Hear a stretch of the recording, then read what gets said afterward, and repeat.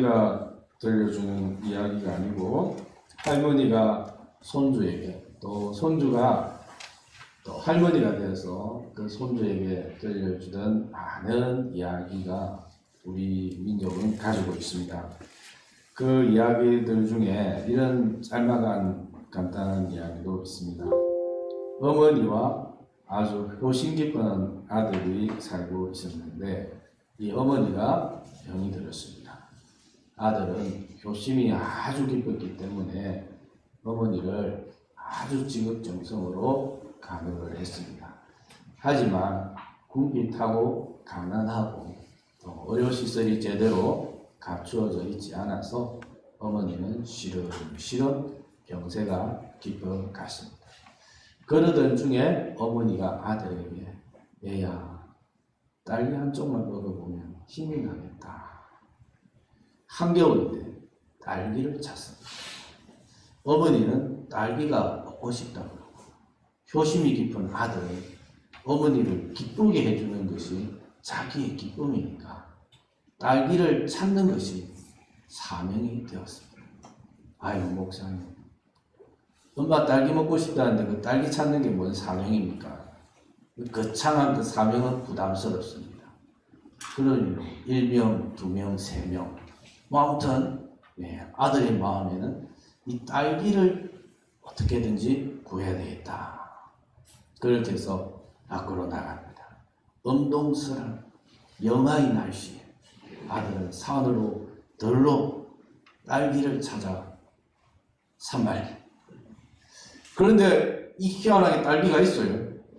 산딸기를 발견을 했습니다. 그래서 딸기를 따다가 어머니에게 갖다 주었더니 어머니가 딸기를 먹고 병이 나았다. 옛날 이야기입니다. 그죠? 할머니가 손주, 그 손주가 다시 할머니가 되어서 들려주는 옛날 이야기. 효심이 깊은 아들과 어머니. 어머니는 딸기가 먹고 싶고 아들은 이 딸기를 찾는 것이 자기의 사명. 삶에 있어서 가장 우선순위가 된 거죠. 그래서 자연과학적으로는 일상의 경험으로는 지금은 딸기철이 아닌데 산으로 가나 들로 가나 딸기를 발견할 수 없는데 어머니를 기쁘시게 하겠다는 이 마음. 어머니는 지금 딸기를 찾으니까.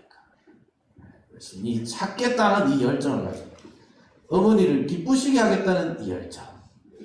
어머니 입에 딸기를 넣어주겠다는 이 열정. 이거 하나만 가지고 그죠? 그동안의 상식이나 경험이나 이런 걸 다 내려놓고 오직 어머니의 마음을 기쁘게 하겠다는 이 열정. 이것이 사명감이 되어가지고 사명이 되어가지고 엄동설 안에 삭풍이 에이는데 산으로 들로 숲으로 심지어는 그 가시밭길을 헤쳐서 그렇게 해서 딸기를 찾더라는 것입니다. 상식적으로 딸기가 없겠지만 이야기니까 딸기를 찾아서 어머니에게 갖다 드렸더니 어머니가 먹고 딸기가 무슨 특별한 약효가 있다기보다는 그저 그 아들의 정성에 눈물이 겨워서 힘을 내고 어머니가 이렇게 병을 극복을 했다. 그런 이야기입니다. 오늘 우리가 읽은 요한복음 17장 이 본문은 17장은 대제사장의 기도, 대제사장이신 예수님의 그 기도로 굉장히 유명한 본문입니다. 그래서 오늘은 예수님께서 자신을 위해서 드리는 기도, 그 다음에는 사도들을 위해서, 제자들을 위한 기도, 그 다음에는 교회를 위한 기도, 이렇게 기도의 그 영역이 넓어져 가는데 오늘 우리가 읽은 본문은 예수님께서 자신을 위해서 하나님께 간청하는 이 기도입니다. 이 기도 속에서 우리가 발견할 수 있는 핵심 메시지는 무엇이냐 하면 아버지의 소원, 아들의 사명. 어머니가 얘야 딸기 한 쪽만 먹으면 내가 병이 나을 것 같은데 그 말 한마디 듣고 밖으로 달려나가는 아들처럼 하나님의 마음의 그 소원을 듣고 알고 그 소원을 이루기 위해서 하나님 아버지의 소원이 아들의 사명이 되었습니다. 밖으로 들러 산이 아니라 위에서 아래, 하늘에서 땅. 하나님이 사람의 형상으로 내려오는, 사명을 가지고 내려오는 이 놀라운 이 사랑의 이야기, 러브 스토리가 이 예수님의 기도, 오늘 우리가 읽은 본문 속에 있습니다. 우선은 하나님 아버지의 소원, 하나님 이렇게 되었으면 좋겠다. 참 이러면 얼마나 멋있을까? 이 하나님 아버지의 소망은 이 땅에 하나님이 택하신 백성들에게 영생을 주시는 것. 하나님의 택한 이 백성들에게 영생을 주는 것. 이것이 하나님의 소망입니다. 하나님이 보시기에 이 세상은 너무너무 하나님 뜻대로 잘 돌아가요. 하루가 24시간이지 하루가 24시간이 되었다가 어떤 날은 태양이 기분 나쁘다가 하루 쉬고 이틀 쉬고 이렇게 하지 않습니다. 달이 갑자기 뜨다 말았다 이렇게 하지 않습니다. 아주 하나님의 뜻대로 질서정연하게 잘 돌아가요. 나무들이 아유 우리는 왜 태양만 보고 자라야 되냐고 거꾸로 좀 합시다. 그래가지고 나무가 거꾸로 이렇게 하고 이렇게 하지는 않습니다. 이 세상이 잘 돌아가요. 너무 좋아요. 딱 한 가지 하나님이 말씀대로 다 이루어지는데 딱 한 가지가 하나님 말씀에 불순종하는 부류가 있습니다. 그게 누구냐면 바로 사람들이죠. 사람들이 하나님 말씀에 순종을 안 해요.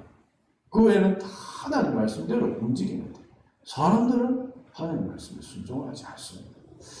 그러니까 하나님의 뜻대로 하면 이 사람들을 다 심판하는 것이 정상인데 하나님의 마음속에는 여전히 사람들을 사랑합니다.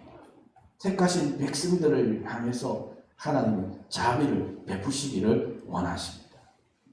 죄인들을 향한 이 창조주의 자비. 아버지가 탕자를 받아들여서 아버지의 집으로 인도하고 싶은 이 하나님의 이 은혜의 마음이 있습니다. 그래서 하나님은 택하신 백성들에게 영생을 주기를 원하시며 이것이 아버지의 소원입니다. 영생이란 무엇입니까? 하나님의 장막에서 쫓겨난 사람들이 다시 하나님의 장막 안으로 들어가는 것. 잃어버린 에덴 동산을 회복하는 것. 필멸자가 영원한 존재가 되는 것. 이런 것이 영생이죠. 오늘 본문 3절에 보면 영생을 예수님께서는 영생은 곧 유일하신 참 하나님과 그가 보내신 자 예수 그리스도를 아는 것입니다. 라고 말하고 있습니다. 영생은 아는 거라는 것이죠.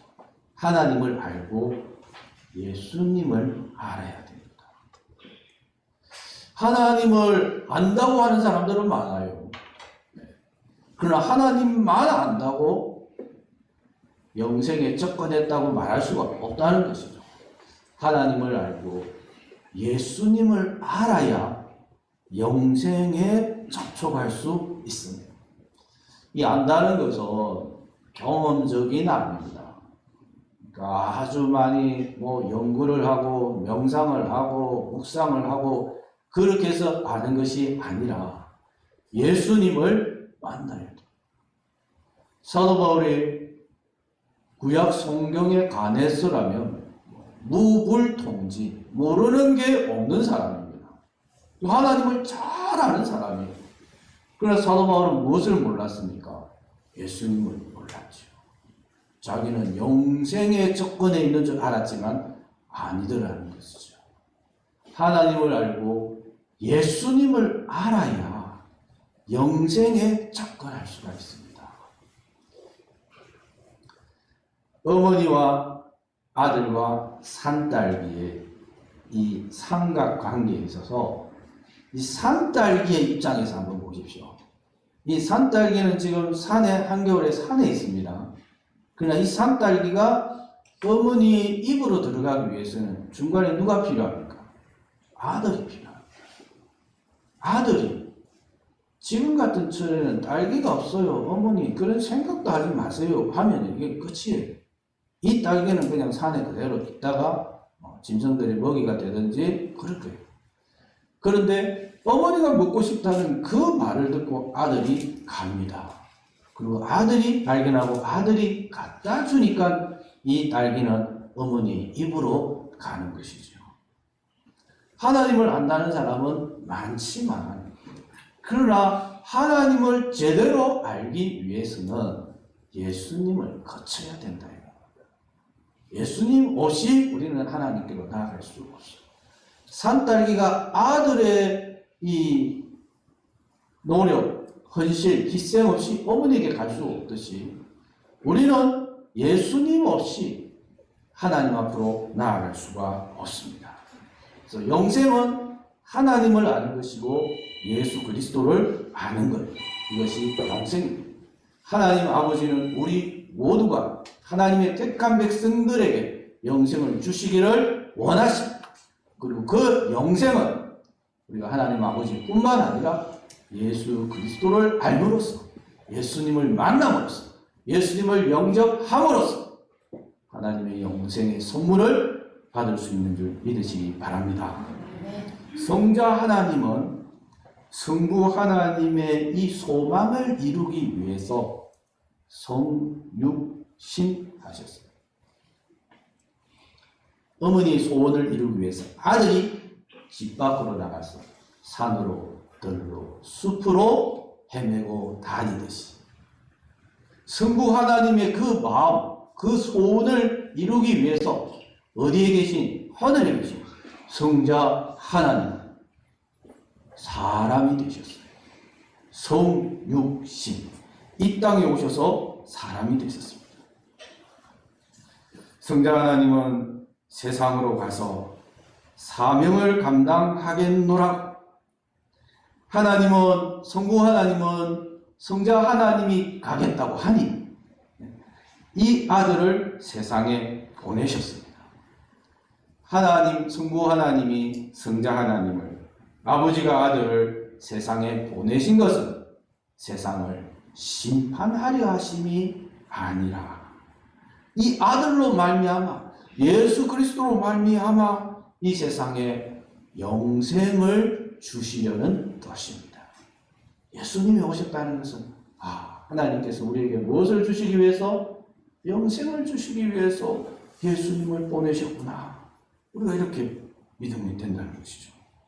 그래서 아들을 알아야 되고 아들을 믿어야 되고 아들을 믿는 자에게는 영생이 있고 아들에게 순종하지 아니하는 자는 영생을 보지 못하고 하나님의 진노가 그 위에 머물러 있느니라.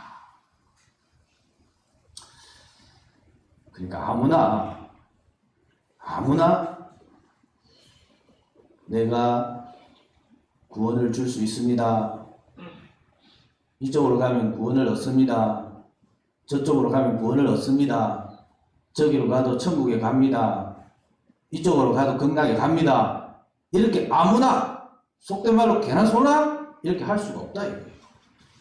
오직 하늘에서 우리에게 영생을 내려주기 위해서 성부 하나님이 보내신 이는 오직 누구? 성자 하나님, 예수 그리스도라는 사실. 예수님께서 사람의 몸을 입고 이 땅에 오셔서 성부 하나님, 영생을 주시고자 하는 그 뜻을 이루시기 위해서 이 땅에 오셨어요. 그래서 예수님이 우리가 영생을 얻으려면 그 영생을 얻는 길이요 진리요 생명이 누구시다? 예수님이시다. 아버지께로 나아갈 수 있는 그 길이 진리요 생명이 예수님입니다. 이 세상에서 참 온갖 지혜와 지식을 다 소유한 그 놀라운 지혜를 가진 박사님, 석사님, 도사님, 달인들, 이 땅에 숱한 사람들이 있지만 이 모든 사람들의 공통된 특징은 이 사람들은 이 땅에 속한 자들이에요. 땅에서 태어났어요.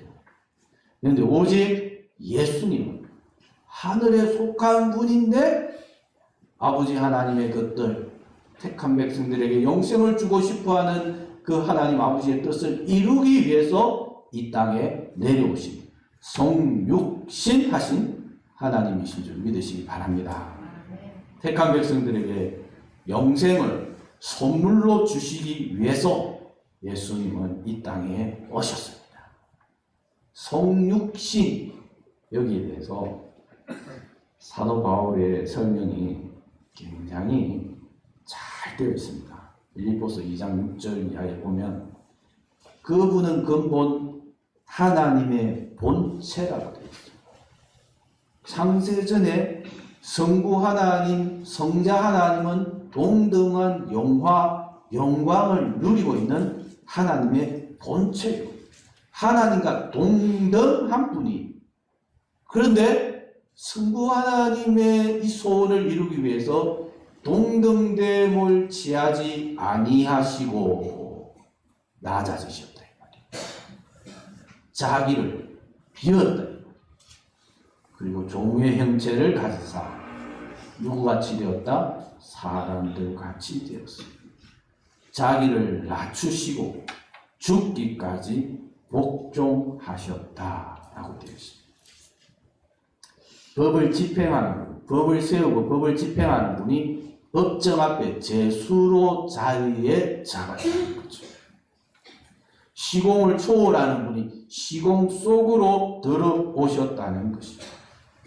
하나님이 사람이 되셨고 하늘에 속한 자가 땅에 속한 자가 되셨고 의인이 죄인이 되셨고 영존자가 필멸자가 되십니다. 왜? 하나님 아버지의 마음, 그 소원을 이루기 위해서, 하나님 아버지를 영화롭게 하기 위해서, 하나님의 기쁨이 되기 위해서, 하나님께 영광을 돌리기 위해서 사명을 가지고 이 땅에 오셨습니다. 그런 점에서 우리 예수님은 우리가 영생으로 나아가는 길이요 진리요 생명인 줄 믿으시기 바랍니다. 우리에게 영생을 주시기 위해서, 하나님 아버지의 그 마음을 기쁘게 하기 위해서, 사명을 감당하기 위해서 오늘 예수님은 아주 특별한 간청을 합니다. 하나님 아버지, 저 자신을 영화롭게 해주세요. 이 기도가 참 의미심장합니다. 그죠? 네. 하나님, 이 사명을 감당해야 되는데 아버지께서 아버지의 택한 백성들에게 영생을 주고자 성육신했는데 이 땅에 왔는데 이제 나를 영화롭게 해주셔서 하나님 아버지를 영화롭게 할 수 있도록 해주세요 라고 이렇게 기도하고 있습니다. 한 사람이 영화로워진다면 어떤 상태를 뜻하겠습니까? 정치인은 선거에 당선되는 것이 영화로운 것이죠. 군인은 적군을 무찌르고 전쟁에서 승리하는 것이 영화로운 것입니다. 수험생은 열심히 공부해서 시험에서 합격한다면 영화로운 것이고, 직장인은 올 한해도 계약이 연장이 되고 성과급이 두둑한다면 영화로운 것이고, 사업을 하는 분들은 매출과 이윤이 작년보다 더 성장했다면 영화로운 것일 것입니다. 땅에 속한 우리의 관심, 우리의 영화로움은 이런 것입니다. 그럼 하늘에 속한 예수님에게 나를 영화롭게 해주세요 라고 하는 이 영화로움은 과연 어떤 의미가 있을까요? 우선 예수님은 17장 1절에 아버지여 때가 이르러 사오니 아들을 영화롭게 하사 아들로 아버지를 영화롭게 하게 하옵소서라고 하면서 때라는 말씀을 하고 있습니다. 때. 요한복음에는 이 때가 9번 예수님이 때를라는 말을 9번 사용하고 있어요. 근데 이 때를 두 부분으로 나누면 예수님은 한편으로는 때가 아직 이르지 않았습니다 이렇게 말을 하고, 오늘 본문 같은 경우는 때가 이르렀사오니 이렇게 이야기합니다. 예수님께서 때를 9번 사용하는데 두 부분으로 나눈다면 한편은 때가 아직 안 됐습니다. 또 한편은 때가 이제 완전히 되었습니다. 이렇게 이야기해요. 대표적으로 우리가 가나 복인잔치 때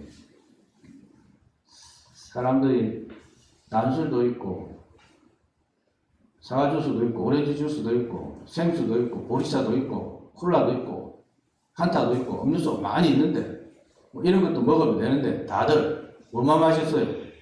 포도주만 냈던 마셨죠. 잔치 초반에 포도주 다 비워버렸어요. 이 포도주 담당이 예수님 어머니입니다. 예수님 어머니가 아이고 큰일 났네. 포도주가 다 떨어져. 이게 어쩌노? 그래서 예수님한테 포도주가 다 떨어졌다 이러니까 예수님 여자여 내하고 그게 무슨 상관이 있습니까? 하면서 내 때가 아직 이르지 않았습니다. 내 때가 아직 이르지 않았다. 그런데 오늘 본문 같은 경우는 내 때가 완전히 이르렀다. 과일이 완전히 이제 먹어도 될 만큼 완전히 성숙했다, 익었다. 이제 과일을 따야 된다. 지금 이런 상황입니다. 예수님께서 이 때라는 말을 요한복음 13장 1절 같은 경우는 6월절 전에 예수께서 자기가 세상을 떠나 아버지께로 돌아가실 때가 이른 줄 아시고 이 때가 예수님 죽을 때하고 관련이 있습니다. 우리는 때를 이야기하면 성공할 때, 합격할 때, 성진할 때, 잘 될 때, 대박 날 때 사실 이런 때를 우리가 앞을 보면서 기대를 하는데 예수님은 죽을 때를 지금 염두에 두고 있어요. 죽을 때. 예수님께서 아버지의 소원을 이루기 위해서 이 땅에 사람이 몸을 입고 오셨는데 그것이 사역의 전부가 아닙니다. 예수님의 이 사역의 직결점, 수렴점은 죽을 때, 죽을 때. 십자가에 못 박혀 죽을 때. 아버지여 때가 이르렀사오니 아들을 영화롭게 하사 아들로 아버지를 영화롭게 하게 하옵소서. 예수님이 말씀하시는 이 때는 예수님의 십자가, 고난, 죽음, 부활, 성천, 하나님 보좌 우편에 앉으심, 이런 일련의 가정의 때입니다. 이런 일련의 가정의 때에서 예수님이 하늘에 속하신 분이니까 돌아가긴 돌아가야 되겠네. 이 땅에 있는 것은 잠시 잠깐이요. 예수님은 어차피 돌아가셔야 되겠네. 그러면 뭐 이 땅에 사시면서 고생 조금 하셨으니까 리무진이 쫙 와가지고 예수님 모셔가면 되겠네. 이게 아니라 그렇다고 그냥 올라가면 안 됩니다. 반드시 예수님은 고난의 날, 십자가의 고난을 통과해서 가야 되는 거예요.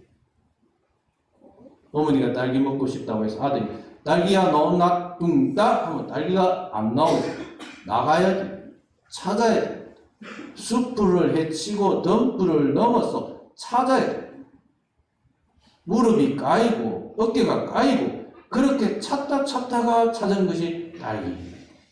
마찬가지로 예수님이 아들이 아버지의 소망을 이루기 위해서는 아들이 주어진 사명을 감당하기 위해서는 십자가의 고난을 통과해야 됩니다.